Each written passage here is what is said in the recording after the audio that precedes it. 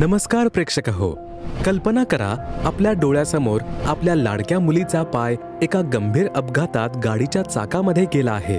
रक्ताच्या थारोळ्यात तिची अवस्था बघताना काळजाचा ठोका चुकतो आहे. डॉक्टरांचे म्हणणे आहे की पाय वाचवणे अशक्य आहे, कापावा लागेल. अशा परिस्थितीत कोणावर विश्वास ठेवावा, काय करावं? प्रेक्षक हो, ही सत्य घटना आहे जेजुरी पुणे येथील पांडुरंग अभिमान सुतार यांची. पूर्वी पांडुरंगजी खंडोबा मंदिरात जाऊन भंडारा उधळणे, नारळ फोडणे आणि अमावस्येच्या दिवशी विविध धार्मिक विधी नित्य करीत होते. परंतु या साधना असूनही त्यांच्या आयुष्यात आर्थिक संकटे होती आणि कमाईचा बहुतांश भाग औषधोपचारांवर जात होता. प्रेक्षक हो, एके दिवशी त्यांनी संत रामपालजी महाराजांचे ज्ञानगंगा आणि जगण्याचा मार्ग पुस्तक वाचले आणि त्यांना खरी भक्ती आणि मोक्षाचा मार्ग कळला. त्यांच्या या प्रवासात संत रामपालजी महाराज यांच्या शरणामध्ये आल्यावरच त्यांच्या आयुष्यात बदल घडू लागला. काय घडलं पुढे?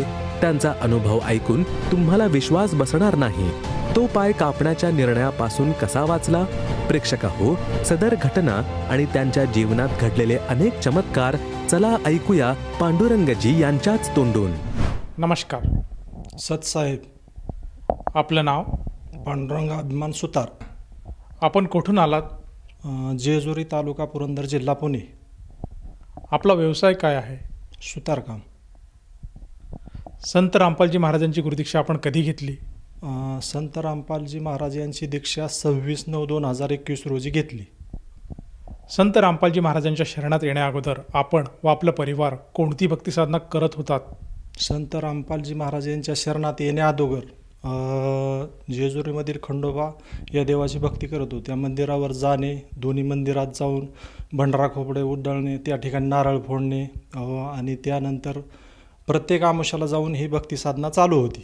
आणि नंतर दुपारी आल्याच्या नंतर जेवण वगैरे करणे आणि विश्रांती करणे हा नित्यक्रम चालू होता. जसं तुम्ही सांगत आहात की महाराष्ट्राचं जे कुलदैवत आहेत खंडोबा यांची आपण भक्ती करत होतात, तर भक्ती तर आपण करतच होतात, तर मग आपल्याला असं का जाणवलं की आपण संत रामपालजी महाराजांच्या सान्निध्यात जाऊन त्यांची गुरुदीक्षा घ्यावी?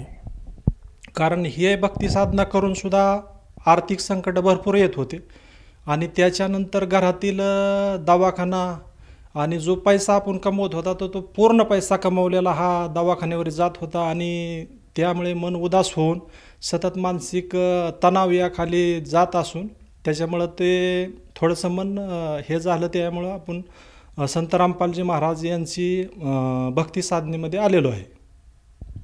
संत रामपालजी महाराजांच्या भक्तीबद्दल आपल्याला माहिती कशी मिळाली? संत रामपालजी महाराज यांच्या भक्तीबद्दल आम्ही आमच्या दुकानामध्ये एक दरवाजा प्रेशिंग करीत होतो संध्याकाळच्या 7च्या टायमिंगला. तर त्यावेळेला सासवडचे भगतजी SMS सेवा करणारे ते खालचे जेजुरी, मांडकी, जेऊर या ठिकाणी, वीर ह्या ठिकाणचे ते सेवा त्यांच्याकडे असायची. तर ते पूर्ण पुस्तक भरून 50 किलोचं पुस्तक भरून पुस्तक सेवा करण्यासाठी यायचे. तर ते एक दिवस आमच्या दुकानावर संध्याकाळी 7 वाजता आले आणि त्यांनी आमच्या नातेवाईक त्यांचे पुस्तक म्हणले की तुमच्या दुकानावर त्यांनी सांगितलेलं आहे ठेवा. तर आम्ही म्हणलं ते पुस्तक ठेवा, त्यांचा पूर्ण नाव, पत्ता आणि त्यांचा फोन नंबर आमच्याकडे द्या, आम्ही पुस्तक त्यांना वालेमध्ये पोच करू. आम्ही म्हणलं की मला बी पुस्तक वाचण्याचा छंद आहे, तर मला एखादं पुस्तक तुम्ही दाखवा. मी ज्ञानगंगा आणि जगण्याचा मार्ग हे 2 पुस्तक घेतले आणि मला जसा कामातून वेळ मिळेल तसं थोडं थोडं मी ते वाचून त्यानंतर मला कळलं की आपण ब्रह्मा, विष्णू आणि महेश यांची भक्ती करत असताना तर आपण ह्यांना श्रेष्ठ समजत होतो, पण त्याहीपेक्षा वेगळा परमेश्वर आहे ना. आपण मोक्षासाठी जर ही भक्ती करत राहिलो तर आपलं काहीच नाही, 84 मध्ये आपण गुतत बसणार. आणि त्यानंतर मी एक 6 ते 7-8 महिने हे पुस्तक वाचलं. एक दिवस आमच्या मुलाला घेऊन मी सासवडला दवाखान्यात गेलो, तर त्यांची गाठ पडली आणि त्यांना विचारलं की भगतजी सत्संग तर कधी मला नामदीक्षा घ्यायची? ते म्हणले उद्या सकाळी, उद्या 11 वाजता जेजुरीमध्ये तुमच्या घराच्या जवळच सत्संग आहे. आणि डायरेक्ट सत्संगमध्ये गेलो तर पूर्ण सत्संग बघितला आणि पूर्ण ज्ञान त्याच्यातलं घेऊन शेवटच्या क्षणापर्यंत त्यावेळेस 7 पुण्यात्मन दीक्षा घेतली आणि त्यावेळेस मी सुद्धा त्याच्यात नामदीक्षा घेतली आणि ह्या मार्गात मी आलेलो आहे. आणि हे भक्ती उत्तम श्रेष्ठ आहे आणि अशी भक्ती आजच्या काळामध्ये तत्वदर्शी संत रामपालजी महाराज हे एकमेव देणारे पूर्ण तत्वदर्शी संतच आहेत. सर, जसं तुम्ही सांगत आहात की संत रामपालजी महाराजांचं ज्ञान आपल्याला आवडलं आणि त्या अनुषंगाने आपण संत रामपालजी महाराजांच्या शरणात गेले, त्यांच्याकडनं गुरुदीक्षा घेतली. तर ह्या गुरुदीक्षेमुळे आणि या साधनेमुळे आपल्याला व आपल्या परिवाराला काय काय अनुभूती आली? हे संत रामपालजी महाराज यांची दीक्षा घेतल्याच्या नंतर सकाळच्या वेळेस मी आंघोळीला चाललो होतो. त्याच्यानंतर आमचा मोठा मुलगा शाळेत 8वीला असणारा आणि मुलगी 2रीला असणारा व छोटा मुलगा 1-2.5 वर्षाचा, मी सांगितलं त्यांना की एमएटीवर बसून जाऊ नका, आंघोळ करतोय आणि तुला चालवता येत नाही बाबा. तरी पण त्यानं म्हणला की पप्पा मी ते गाडी प्लॉटिंगमध्ये फिरवून आणतो. आणि त्या उद्देशानं त्यानं गाडी नेली. जाताना तो सिमेंटच्या रस्त्यावरून गेला, पण येताना तो गाडी मधल्या रस्त्यानं पटकन येण्यासाठी साध्या रस्त्याला घातली वाळूमध्ये आणि गाडी पूर्णपणे घसरली. घसरल्याच्या नंतर छोटा मुलगा गाडीहून पडला पण बाजूला उभारला आणि मोठा बी बाजूला. त्या दोघांना काही लागलं नाही, पण मुलगी मागं बसलेली असल्यामुळे उडी टाकण्याच्या नादात मागच्या चाकामध्ये पूर्णपणे तिचा डावा पाय गेला आणि गेल्याच्या नंतर ती घाबरले. पण गाडी चालू होती गेअरमध्ये असताना त्या मुलीचा पूर्णपणे पाय आत गेला असताना 2.25 इंचाचं पूर्णपणे वरचं जी त्वचेचं कातड आहे ते निघालं होतं आणि आत बी फ्रॅक्चर झालं. मग ते आमच्या मंडळीनं आवाज ऐकला आणि ताबडतोब मंडळी पळत गेली. तर ते रक्ताच्या थारोळ्यामध्ये पोरगी आमची पडलेली, रक्त सगळं वाहत होतं. तरी तसंच उचलून घरी आणलं. म्हणले अहो हे काय झालं बघा. अरे म्हणलं हे काय झालं. आणि ते बघितलं असताना आम्ही ताबडतोब एक अर्ध्या तासानं दवाखान्यात नेलं. दवाखान्यात नेल्याच्यानंतर डॉक्टरांनी सांगितलं की टाके घालावं लागतील आणि टाके घालून नंतर बाबा याची सोनोग्राफी आपलं ते एक्सरे काढावं लागेल असं सांगितल्याच्यानंतर ते टाके घातले, एक्सरे वगैरे काढला. ते सांगितलं की हे पाय थोडासा क्रॅक आहे. आम्ही तर म्हणलं की आता बाबा हे पुरेचा पाय तोडावा लागतो का, हे भीती आमच्या मनात. पण गुरुजीला साष्टांग दंडवत प्रणाम करून सांगितलं की गुरुजी हे आता फार अवघड परिस्थिती आहे, ते आता बघा. आणि असं असताना एवढं हे आता मनाला ती गोष्ट खटाकली की हे आता फार अवघड आहे.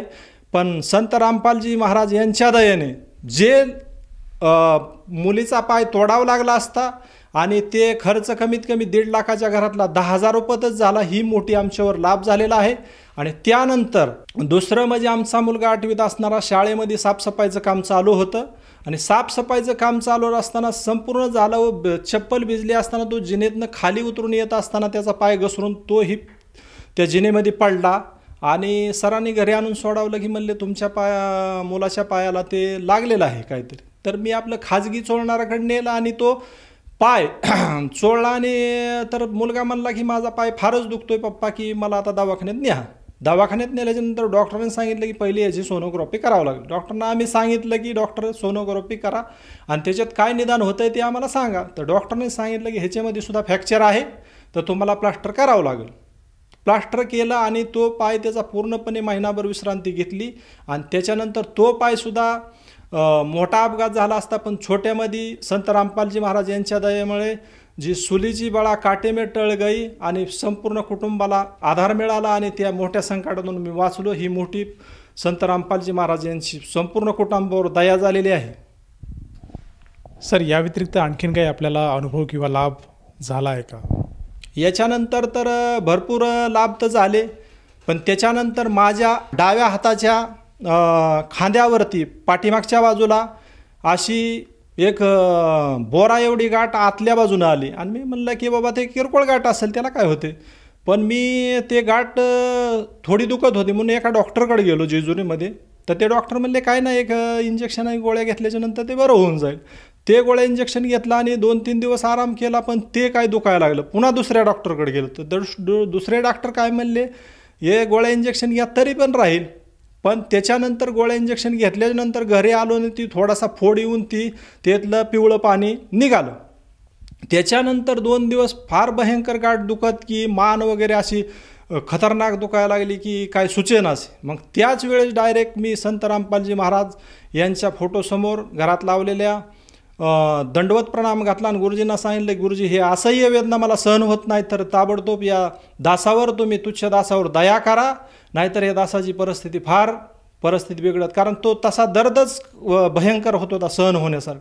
आणि 3 दिवसामध्ये हळूहळू दुखणं कमी होऊन पूर्णपणे निचरा होऊन त्या गाठ पूर्णपणे निचरा झाला आणि एक पूर्णपणे टावेल रक्ताने पांढरं पाणी त्याच्यातून भिजलेला होता की असं वाटत होतं की बाबा ही काय गाठ काय भयंकर स्वरूपाची, पण ते नॉर्मल स्वरूपामध्ये क्लिअर झालं आणि ते आजपर्यंत पुन्हा त्या दुखण्याचा कुठलाही प्रकारचा उद्भवलेला नाही आणि त्या संत रामपालजी महाराजांच्या दयेने हे गाठीसुद्धा माझी व्यवस्थित झालेली आहे. सर, जसं तुम्ही सांगत आहात की संत रामपालजी महाराजांच्या सद्भक्तीमुळे केवळ आपल्या कुटुंबावर जे काही संकट आलेत, जी काही हानी होणार होती ती थोडक्यात टळली आणि आज आपण संत रामपालजी महाराजांची सद्भक्ती सहकुटुंब आनंदाने करत आहात. तर हे जे शारीरिक लाभ आपल्याला झाले त्या व्यतिरिक्तसुद्धा आपल्याला आणखीन काही लाभ आर्थिक मानसिक स्वरूपात काही झाला आहे का? तसं तर सांगायचं झालं तर आर्थिक लाभ म्हणलं तर आम्ही पूर्ण पिढ्यानपिढ्या सुतारकाम करणारे करीत होतो, पण आजच्या युगामध्ये डागकाम आम्ही चौकडीदार वगैरे बघा सागवानसुद्धा, पण ते थोडंसं कमी झालं आणि आर्थिक विवंचना पैसा येऊन सुद्धा दवाखान्यात जायचं, त्यामुळं सतत टेन्शन यायचं आणि कामावर लक्ष लागायचं नाही. तर अशा स्वरूपात ते काम मी बंद होत होत गेलं. विचार करायचो की आता काय करायचं. मग त्या माध्यमातून गुरुजींना आम्ही मनोमन अशी प्रार्थना केली की गुरुजी आता हे काम आमच्यातलं डागकाम तर नसू द्या, पण फिटिंग तरी चाललं तरी पण त्या माध्यमातून चांगलं होऊन जाईल. तर त्या माध्यमातून हळूहळू आम्ही फिटिंग दरवाजे बसवण्याकडे कल चालू झाला आणि गुरुजीच्या दयेने ते फिटिंग व्यवसाय आज चांगल्या प्रकारे उत्तम चाललेला आहे.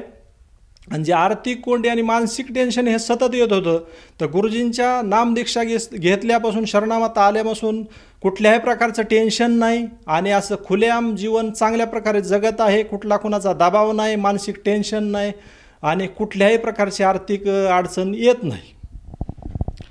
सर, जसं तुम्ही सांगत आहात की संत रामपालजी महाराजांच्या कृपेने आज आपण सुखी आणि समृद्ध जीवन असं जगत आहेत, तर ह्या आपल्या अनुभवातून ह्या आपल्या साधनेतून आपण आपले जे आप्तेष्ट आहेत, जे नातलग आहेत, त्याचप्रमाणे जो मित्रपरिवार आहे आणि जो भक्त समुदाय आज TV चॅनलच्या माध्यमातून आपल्याला बघत आहेत, या सर्वांना उद्देशून आपण काय संदेश द्याल?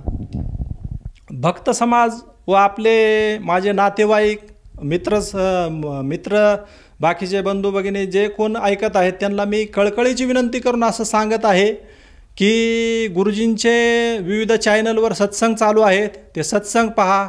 ज्ञानगंगा पुस्तक SMS करून व्हॉट्सअप करून तुम्ही पूर्ण नाव पत्ता टाकून ते मागवा किंवा पेड सेवा चालू असती गावोगाव त्या ठिकाणी तुम्ही मागवा आणि त्याच्यातलं शास्त्रप्रमाणित ज्ञान गुरुजींनी गीतेवर इतर बाकीच्या ग्रंथातील सुद्धा सांगितलेलं आहे आणि त्याचा भावार्थ अचूक एवढा सांगितलेला आहे की आजपर्यंत मी 23 वर्ष किंवा 30 वर्षाच्या काळात जे अनुभव बाकीचे वाचले त्यातला मला त्या अर्थाचा भावार्थ एकदम सखोल कळला नाही, पण ज्या वेळेला ज्ञानगंगा मी स्वतः वाचली किंवा जगण्याचा मार्ग वाचला तर त्यातून विस्तृत वर्णन असं की बाबा सुटेबल सहज जरी वाचलं तर त्याचा भावार्थ समजला आणि त्यामुळे मी या भक्ती मार्गात दृढ झालेला आहे. तरी तुम्ही कळकळीची माझी विनंती आहे की लवकरात लवकर गुरुजीचे सत्संग पहा, ज्ञानगंगा पुस्तक वाचून त्यातलं ज्ञान मिळवा आणि लवकरात लवकर संत रामपालजी महाराजांच्या शरणात येऊन आपलं कल्याण करा. कारण हा गोल्डन चान्स पुन्हा मिळणारा नाही, तर हा गोल्डन चान्स आताला आहे. तरी आपल्या जीवनाचं तुम्ही सार्थक करून घ्या. 84 योनीतून मोक्ष प्राप्त करण्यासाठी लवकरात लवकर संत रामपालजी महाराज यांच्या शरणात येऊन भक्ती करून आपला मोक्ष मिळवा. सर, जसं तुम्ही सांगत आहात की आज समाजाने संत रामपालजी महाराजांनी जे काही ज्ञान दिलेले आहे, जे पुस्तकं प्रकाशित केलेले आहेत, त्याचप्रमाणे विविध प्लॅटफॉर्मवर जे सोशल मीडियाचे प्लॅटफॉर्म आहेत त्यावरसुद्धा संत रामपालजी महाराजांचे ज्ञान, सत्संग, प्रवचन हे साधकाला बघायला मिळत आहेत. तर ह्या अनुषंगाने जर एखाद्याला वाटलं साधकाला की आपणसुद्धा संत रामपालजी महाराजांच्या शरणात यावं आणि आपल्या जीवनाचं जो उद्देश आहे तो सफल करावा असं कोणाला जाणवत असेल तर तो व्यक्ती संत रामपालजी महाराजांच्या शरणात कसा येऊ शकेल? संत रामपालजी महाराज यांच्या शरणात येण्यासाठी आपले जे आपण विविध चॅनलच्या मार्गातून TV चॅनलला संत रामपालजी महाराज यांचे सत्संग पाहत आहे, तर त्याच्याखाली एक पट्टी चालू आहे, तर त्या पट्टीवर नंबर फ्लॅश होत आहेत. तर त्या नंबरवर आपण जर कॉन्टॅक्ट केलं तर आपल्या राज्याचं नाव, त्या ठिकाणी पुन्हा जिल्ह्याचं नाव, जिल्ह्या ठिकाणी जे नामदान सेंटर आहे त्या ठिकाणी तुम्ही जाऊन विनाशुल्क नामदीक्षा घेऊ शकता. सर, जसं तुम्ही सांगत आहात की आज जी आपली मुलाखत चालू आहे त्या मुलाखत चालू असताना टी व्ही स्क्रीनवर काही नंबर फ्लॅश होत आहेत.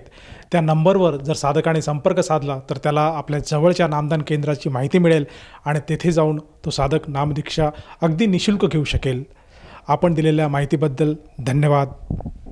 सत्साहेब. संपूर्ण विश्वामध्ये 500 पेक्षा जास्त नामदीक्षा केंद्र आहेत जिथे निशुल्क नामदीक्षा दिली जाते. निशुल्क नामदीक्षा प्राप्त करण्यासाठी आणि अधिक माहितीसाठी संपर्क करा 7030303951 7030303952. अद्वितीय आध्यात्मिक ज्ञान वाचण्यासाठी, पाहण्यासाठी आणि ऐकण्यासाठी संत रामपालजी महाराज ॲप अवश्य डाउनलोड करा किंवा आमची वेबसाईट www.jagatgururampalji.org वर विजिट करा. आम्हाला सोशल मीडियावर फॉलो करा. सर्व पवित्र धर्मांच्या पवित्र शास्त्रांवर आधारित प्रमाणित अनमोल पुस्तक ज्ञानगंगा किंवा जगण्याचा मार्ग यापैकी कोणतेही एक पुस्तक निशुल्क मागवण्यासाठी आपण आम्हाला आपले पूर्ण नाव, पूर्ण पत्ता, पिनकोड आणि फोन नंबर सह लिहून 7030303951 किंवा 7030303952 या नंबरवर SMS करू शकता किंवा 7030303950 या नंबरवर व्हॉट्सअप देखील करू शकता.